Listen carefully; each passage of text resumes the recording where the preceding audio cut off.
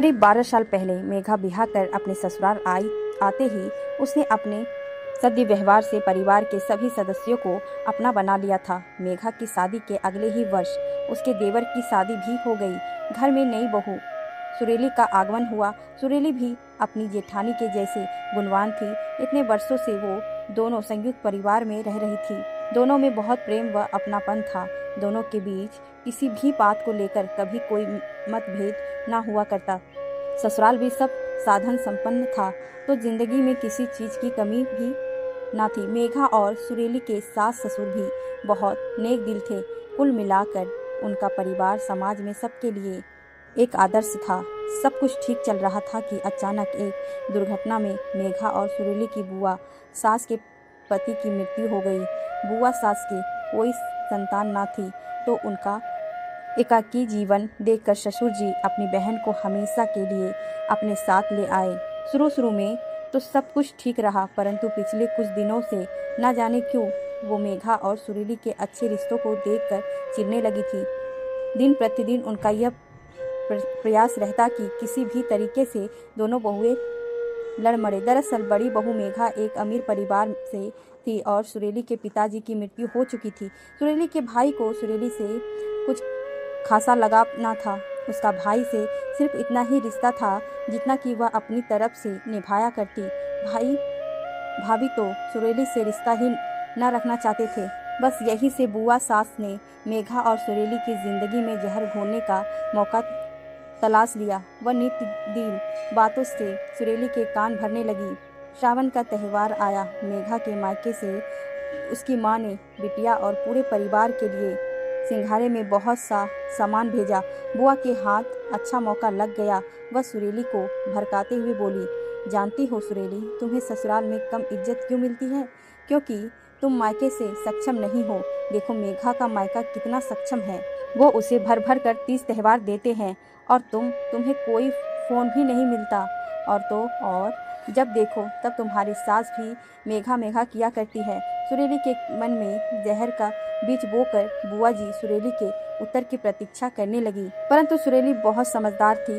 वह अपनी बुआ सास की बातों में कतई नहीं आने वाली थी। मुस्कुराते हुए उसने बुआ जी को उत्तर दिया, नहीं बुआ जी, आप माँ को गलत समझ रही हैं। मेघा भाभी बड़ी है ना, इसीलिए माँ उससे कई बार सलाह मशवरा कर लिया करती हैं। उन्हें ज़्यादा मान सम्मान मिलता है और मुझे कम। इन सब बातों में पढ़कर मैं अपनी मानसिक शांति भंग नहीं कर सकती। और रही बात माँ की, तो मैं उनके स्वभाव से भली भांति परिचित हूँ। यह कहकर वह वहाँ से चली गई। इस घटना के बाद भी दोनों देवरानी जेठानी का प्रेम पूर्ववत बना रहा। सुरीली मेघा भाभी को इतना ही आदर दिया करती जितना वह पहले दिया करती थी। दिन बीतते गए और दिवाली का त्यौहार भी आ गया। इस बार सुरीली के भाभी ने सुरीली को बहुत से गिफ्ट, मिठाइयाँ और कपड़े भेजे। सुरीली यह सब देखकर आश्चर्यचकित रह गए। ऐसा कैसे हो सकता है? जो भैया भाभी उसे कभी भी फ़ोन नहीं करते थे, आज इतने गिफ्ट कैसे भेज सकते हैं? अपने मन की यह शंका दूर करने के लिए वह अपनी सास के पास गई और पूछा, माँ भैया से मेरी बात हुई है? उन्होंने तो गिफ्ट्स के बारे में कुछ नहीं बताया। भला उनकी तरफ से यह गिफ्ट मिठाइयाँ मुझे कौन भिजवाएगा? तभी सासू माँ ने सुरीली से कहा, बेटा यह तेरी जेठानी मेघा ने किया है। मैंने उसे इस बारे में किसी से फ़ोन पर बात करते हुए सुना था। यह सुरीली सुनकर हैरान हो गई और तुरंत मेघा भाभी के पास जा पहुँची। दीदी, माँ ने मुझे सब कुछ बता दिया है, परंतु यह इतना सब कुछ आपने मेरे लिए क्यों किया?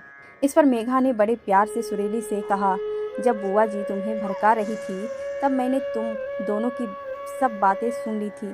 तुमने उनकी बातों में न आकर अपनी समझदारी का परिचय दिया। अब मेरी बारी है सब ठीक करने की। मैंने तुम्हारे भैया भाभी की तरफ से गिफ्ट्स इसीलिए भेजे ताकि बुआ जी अगली बार आकर तुम्हारा दिल ना दुखा सके। मेघा से माँ जैसा स्नेह पाकर सुरीली की आंखों से आंसू बहने लगे थे। मेघा ने सुरीली के आंसू पोंछते हुए कहा, चल पगली, अपनी बड़ी बहन होते हुए कोई रोता है? और हाँ, आज से तेरा यह ससुराल तेरा मायका भी है। सासू माँ दोनों बहनों जैसा प्रेम देखकर बहुत प्रसन्न थी। वह सुरीली के व्यवहार से गदगद हो गई। बुआ जी की बातें सुनने के बाद भी उसका मेघा के प्रति व्यवहार पूर्ववत ही रहा। और दूसरी ओर बड़ी बहू मेघा का अपनी देवरानी के प्रति प्रेम और स्नेह का भाव देकर वो मन ही मन मेघा को आशीष दे रही थी। मेघा और सुरीली का मन मजबूत बंधन देखकर अब से बुआ जी ने भी दोनों के बीच न आने की कसम खा ली थी।